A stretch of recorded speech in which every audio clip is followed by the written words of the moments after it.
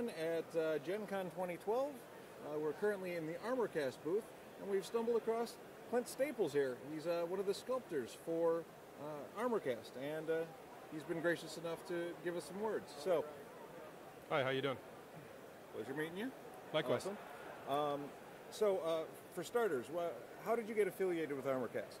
Well, I was actually a good friend of mine ran a company that Armorcast was good friends with, Lance and Laser, and Armorcast bought most of Lance and Laser's stock, and so I met Armorcast through them, and we became friends and have been working together off and on ever since. Excellent. So it kind of came with the product, as it were? Yeah. Excellent. Yeah, so. Well done. I've seen your work. It's fantastic. Thank you very much. You're definitely more organic than, say, mechanical, although you've got some fantastic mechanical pieces. Why do you prefer working in that realm as opposed to some of the more modern stuff? It's not that I prefer organics. What I don't enjoy sculpting as much is people.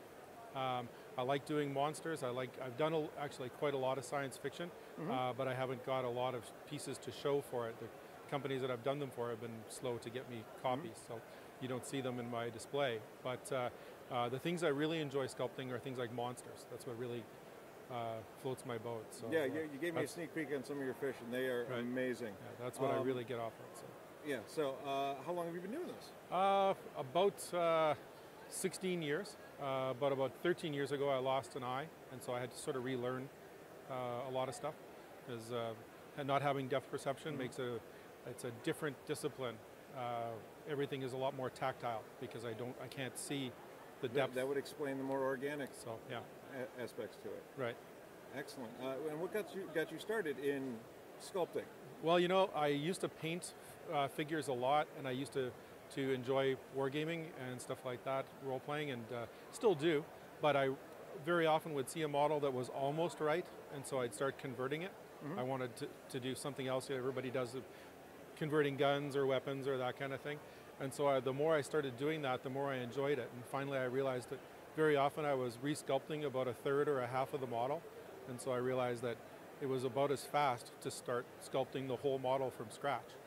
And so I came to GenCon because I knew that there were sculptors there, and I met Sandy Garrity, who was very nice to me, and is a good friend, and she taught me quite a lot about sculpting, and I've taken that away and thrown in a few of my they're probably not original tricks, but things that work for me.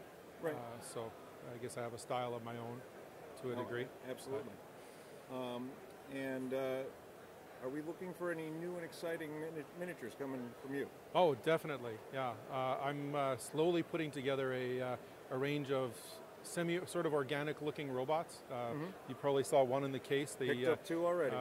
It's called the Ravager, and it's a pretty cool sort of feline-looking robot.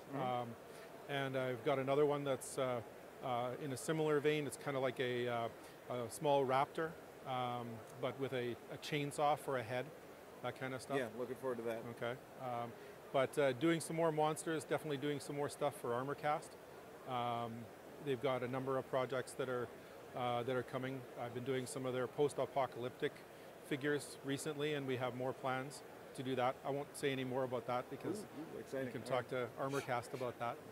But my plan right now is to expand on the range of sort of organic-looking robots, I guess. Cool. So. Excellent. All right. Looking forward to your work. Thanks for joining us. Appreciate your time. Great. Thanks very much. Thank you.